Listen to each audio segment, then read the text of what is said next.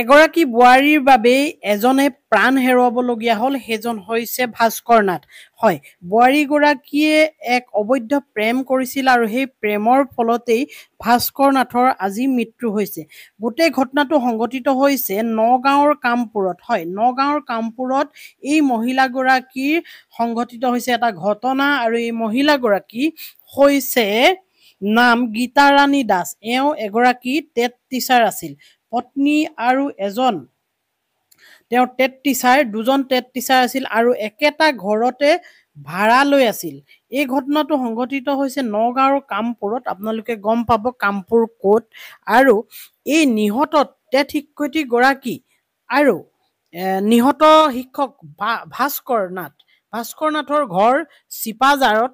হয়, চিপাঝাৰত সদ্যহতে এতিয়া বৰ শোকাকুল এটা পৰিৱেশ সৃষ্টি হৈছে। আপোনালোকক প্ৰথমতে মই দেখালোঁ আৰু পিছৰ অংশত ভিডিঅ'টো দেখাম। কিন্তু এইখিনিতে জানি থওক যে পৰকীয়া প্ৰেমৰ কাৰণেই এই বোৱাৰীগৰাকী আৰু সেই টেট টিচাৰজনৰ ফটো আহি পৰা নাই আমাৰ হাতত, গতিকে দেখাম সময়ত। এই দুজনৰ কাৰণেই এটা পুনৰ হত্যাকাণ্ড, নৃশংস হত্যাকাণ্ড সংঘটিত হৈছে, যিটোক লৈ এতিয়া বৰ্তমান আকৌ পুনৰ ৰাজ্য তোলপাৰ লাগিছে। আৰু এই শিক্ষয়িত্ৰীগৰাকীৰ নাম হৈছে গীতাৰাণী দাস। আপোনালোকে জানি লওক, গীতাৰাণী দাস আৰু ভাস্কৰ নাথ দুইজন টেট শিক্ষক আছিল আৰু এই টেট শিক্ষক দুজনে একেটা ভাড়া ঘৰতে আছিল আৰু একেটা ভাড়া ঘৰতে বেলেগ বেলেগ ৰুম লৈ আছিল। আৰু সেই কথাটো গম পাই তেখেতৰ হাজবেণ্ড যিজনৰ নাম আপোনাৰ জয়কান্ত দাসে গৈ পত্নীক ৰদেৰে মৰিয়াই মাৰিলে আৰু সেই টেট শিক্ষকজনকো এনেকৈয়ে হত্যা কৰিলে মৰিয়াই। আৰু হত্যা কৰি তেওঁ থানাত গৈ নিজে হাজিৰ হৈ দিলে।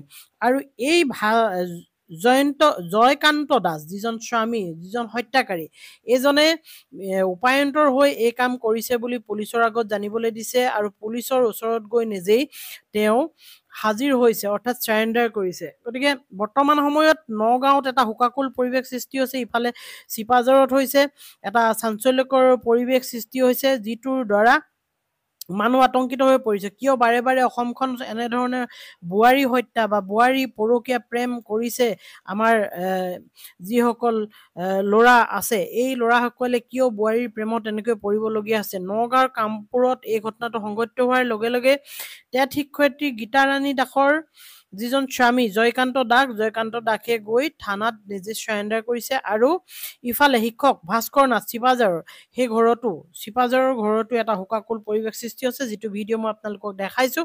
কিন্তু ইয়াত বহুত এনেকুৱা ধৰণৰ কেৰুণ সোমাই আছে, যিবোৰৰ দ্বাৰা বহু কথা এতিয়া পোহৰলৈ আহিব আৰক্ষীৰ তদন্তত।